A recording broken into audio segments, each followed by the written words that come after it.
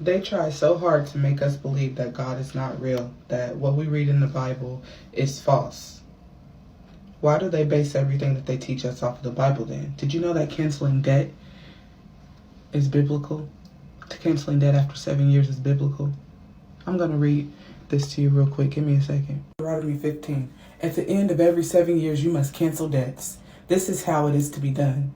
Every creditor shall cancel any loan they have made to a fellow Israelite.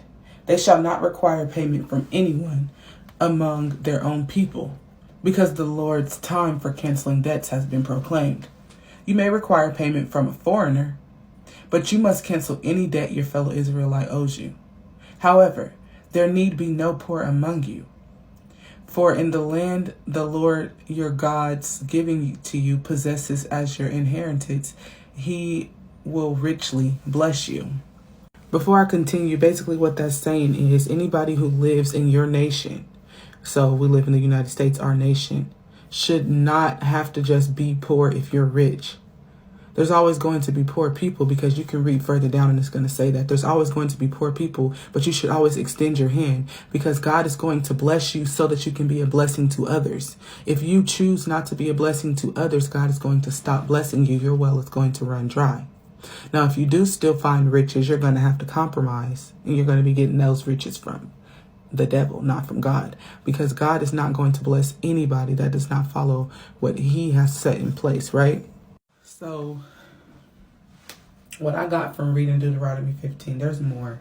I'm going to look into the rest of it in a minute. But what I got from reading this was everybody should be willing to extend their hand. It doesn't matter if you have a lot of things that you're comfortable doing that you don't want to wind up having to cut a little money back from.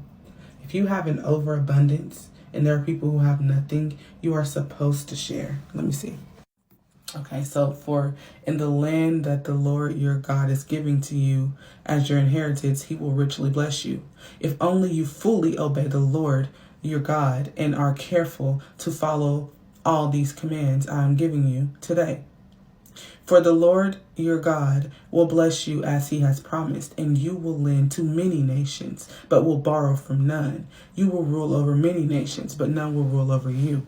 Okay, I'm going to stop there, because this kind of ends that debate of why do poor people get fast food? Why do poor people get food stamps? Why do poor people get... If you already can sustain yourself, you have no reason to borrow or to get handouts. The people who cannot sustain themselves need to borrow and need to get handouts. That way they can learn how to provide for themselves, and then they can extend their hands to others.